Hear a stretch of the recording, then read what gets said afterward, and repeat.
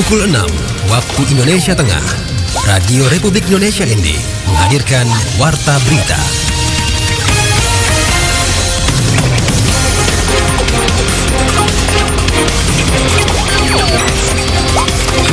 Selamat pagi saudara, Anda kembali mendengarkan Warta Berita untuk edisi hari ini, Kamis 2 Mei 2024 dengan Sari Berita. Komisi Pemilihan Umum Kabupaten Manggarai Barat secara resmi luncurkan tahapan pemilihan Kepala Daerah, Bupati dan Wakil Bupati Manggarai Barat tahun 2024 di Labuan Bajo.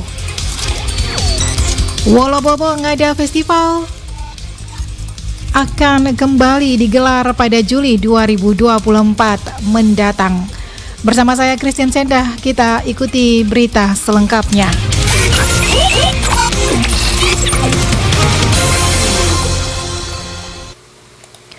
Kami mulai berita pertama.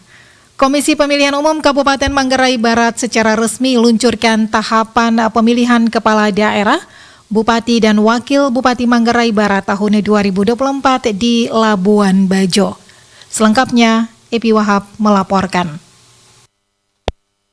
Komisi Pemilihan Umum KPU Manggarai Barat lakukan peluncuran tahapan pemilihan Kepala Daerah Pilkada tingkat Kabupaten, Bupati dan Wakil Bupati Manggarai Barat 2024 bertempat di Meeting Room Jasgo Hotel Labuan Bajo, Kabupaten Manggarai Barat, Nusa Tenggara Timur. Kegiatan ini turut dihadiri Wakil Bupati Manggarai Barat, Komisioner KPU Provinsi Nusa Tenggara Timur, Bawaslu Manggarai Barat, Kepala Organisasi Perangkat Daerah, TNI Polri, Kejaksaan, partai politik, tokoh adat, tokoh masyarakat, dan stakeholder lainnya. Dalam sambutannya, Wakil Bupati Manggarai Barat Julianus Weng menyampaikan harapannya agar seluruh pihak dapat berkolaborasi dengan baik untuk memastikan penyelenggaraan pemilu berjalan baik dan lancar. Dia juga menegaskan terkait TNI Polri serta ASN di lingkup Kabupaten Manggarai Barat agar dapat dipastikan bersikap netral selama tahapan pemilu berlangsung. Kalau setia ini bahwa netralitas TNI Polri maupun ASN yang harus kita tegakkan di Manggarai Barat ini jadi catatan penting bagi pemerintah bahwa netralitas ASN TNI Polri terus menjadi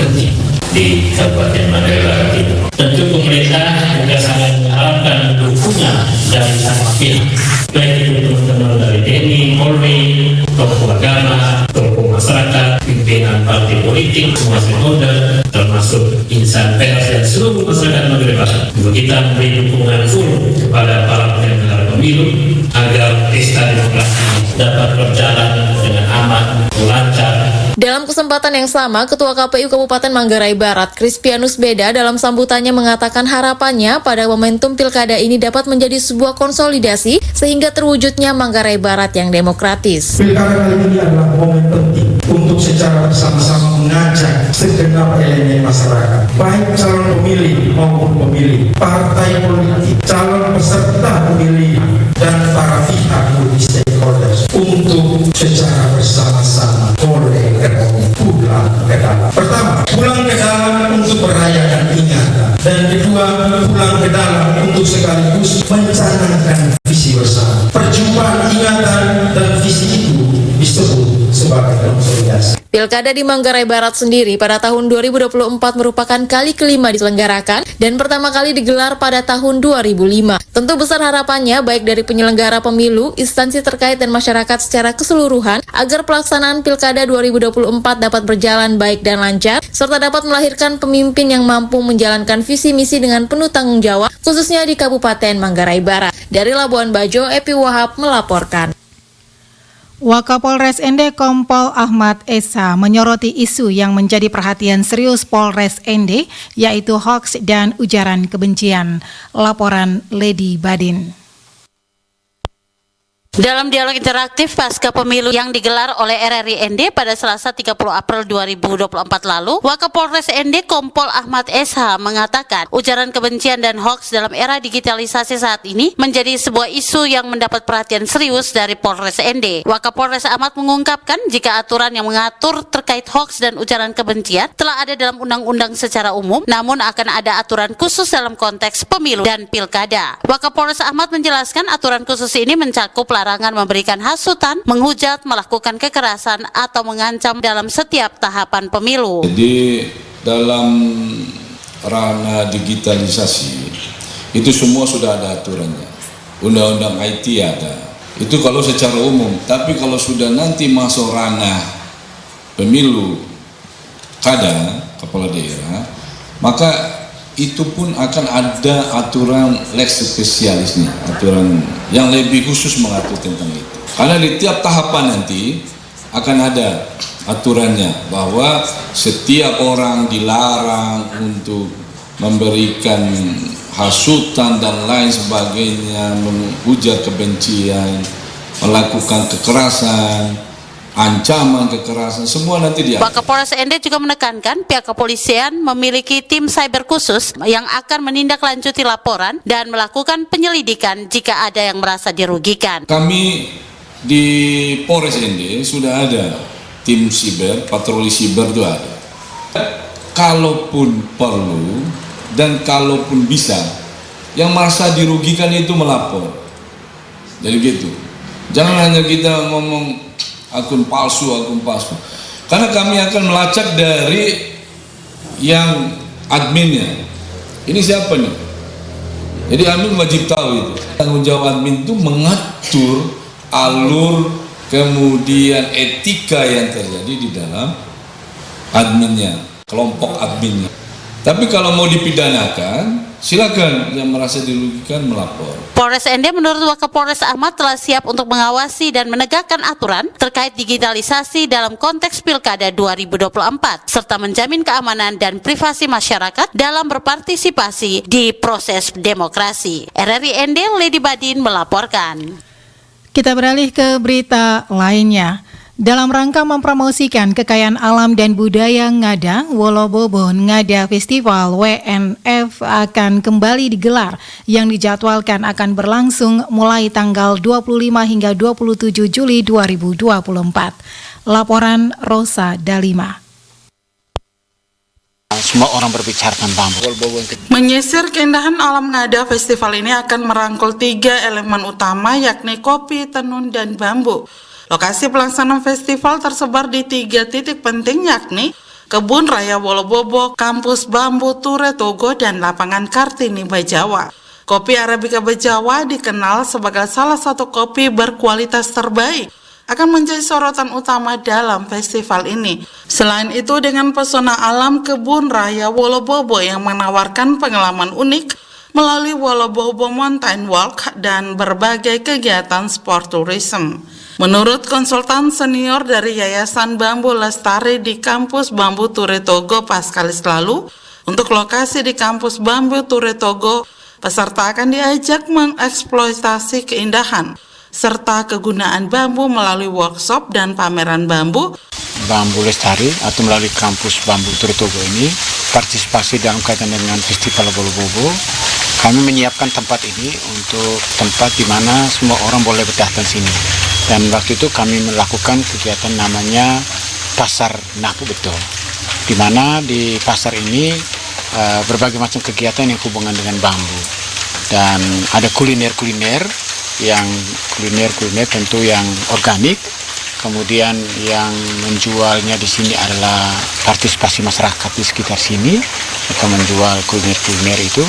Paskalis kemukakan melalui tema kopi, tenun, dan bambu akan memperlihatkan kepada dunia kekayaan alam dan budaya Ngada yang telah lama menjadi identitas daerah, serta menempatkan Ngada dalam peta agro dan heritage nasional dan internasional. Itu karena Festival Wolobobo dengan 3 tema utama yaitu bambu, kopi, dan tenun, dan tema bambu itu dilakukan kegiatan di Yayasan Bambu Lestari atau di Kampus Bambu Ture Togo. Tujuan dari festival ini sendiri, kata Paskalis, menjadikan festival sebagai sumber inspirasi dan kreativitas bagi masyarakat Ngada. Selain itu juga bertujuan untuk mendorong Ngada menjadi daerah wisata yang inovatif, mampu beradaptasi dengan perkembangan zaman, dan mendorong semangat kolaborasi antar elemen masyarakat maupun komunitas dalam menghidupkan pariwisata Ngada. RRI ND Rosa Dalima melaporkan.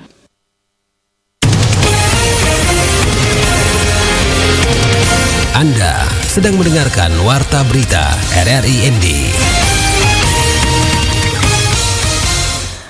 Travel Mart, sebuah forum yang mempertemukan buyer dan seller di bidang pariwisata untuk destinasi pariwisata super prioritas Labuan Bajo, akan digelar pada 6 hingga 9 Juni 2024 di Labuan Bajo. Kegiatan ini sempat terhenti sejak tahun 2018 karena berbagai faktor dan kendala yang dihadapi. Selengkapnya, Firanda Garus melaporkan. PLT Direktur Utama Badan Pelaksana Otorita Labuan Bajo Flores, Franciscus Saverius Teguh mengatakan kegiatan ini merupakan gagasan kolaborasi dari seluruh pemangku kepentingan pariwisata dan ekonomi kreatif di Labuan Bajo dan di Nusa Tenggara Timur secara keseluruhan.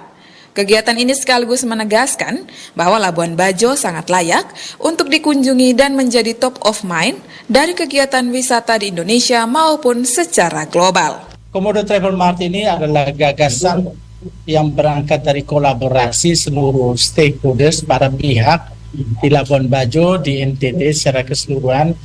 Ingin sekali lagi menegaskan bahwa destinasi Labuan Bajo Flores ini layak sekali dikunjungi. Menjadi top of mind dari kegiatan berwisata di Indonesia maupun secara global.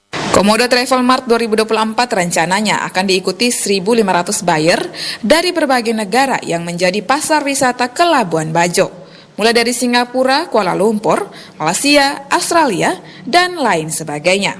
Sementara untuk seller akan hadir 1.000 tour operator dari berbagai daerah di Nusa Tenggara Timur.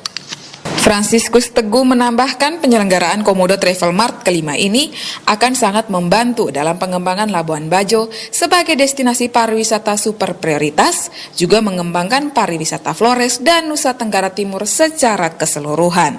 Kita menggelarkan atau kita mendukung penyelenggaraan Komodo Travel Mart, sekaligus juga ingin memastikan bahwa reputasi pariwisata di NTT secara keseluruhan kita siap untuk menerima dan membuat wisatawan lebih nyaman, dia betah dan bisa datang kembali. Sementara itu, Ketua Panitia Komodo Travel Mart 5, Oyan Christian menambahkan, dalam 1 dekade terakhir, pertumbuhan sektor pariwisata di Labuan Bajo telah melampaui pertumbuhan ekonomi di wilayah Provinsi Nusa Tenggara Timur. Dia berharap kegiatan ini akan dapat memperluas pasar wisata yang datang ke Labuan Bajo.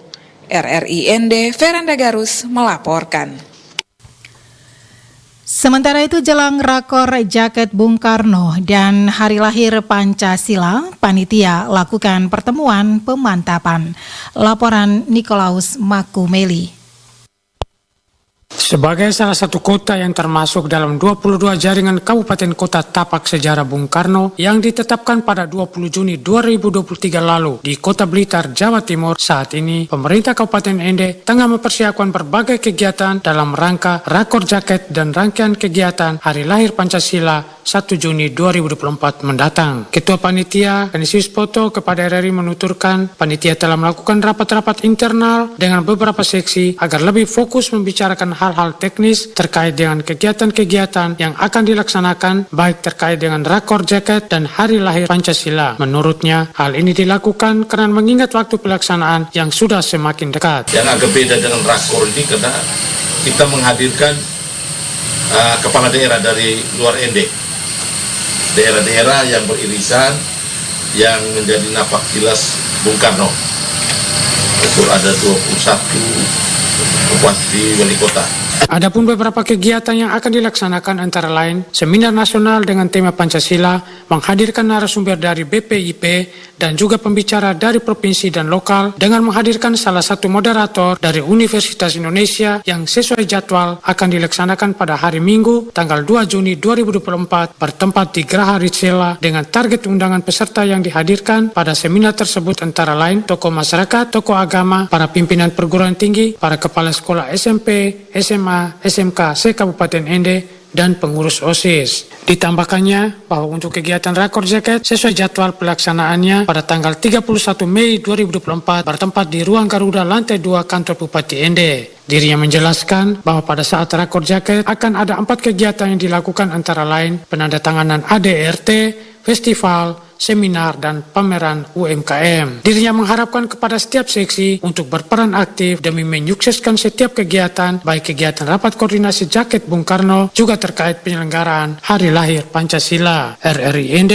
Nikolaus Makumeli melaporkan. Penyakit darah pada pisang merebak hampir sebagian wilayah kecamatan di Kabupaten ND dengan kategori semakin tinggi. Laporan Suimam. Pelaksana tugas PLT Kepala Dinas Pertanian Kabupaten ND Gadir Haji Ibrahim Dean kepada RRI Selasa 30 April 2024 menuturkan sejak Januari sampai dengan akhir April kemarin penyerangan penyakit darah pada pisang sudah semakin tinggi hingga mencapai 16 kecamatan.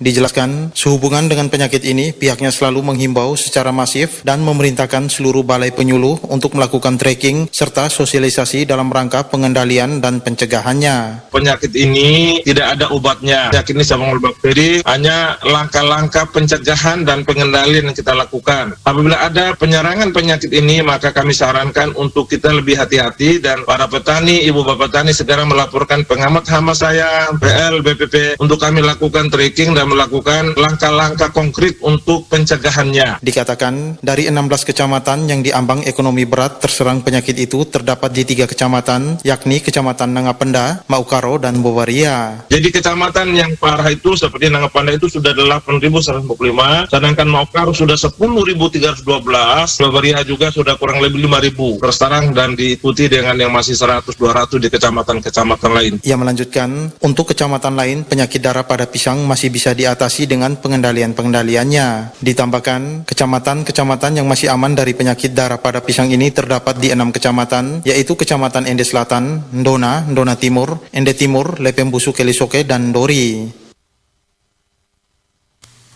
Sekian warta berita pagi ini mewakili seluruh kerabat kerja yang bertugas. Saya Christine Senda, selamat pagi.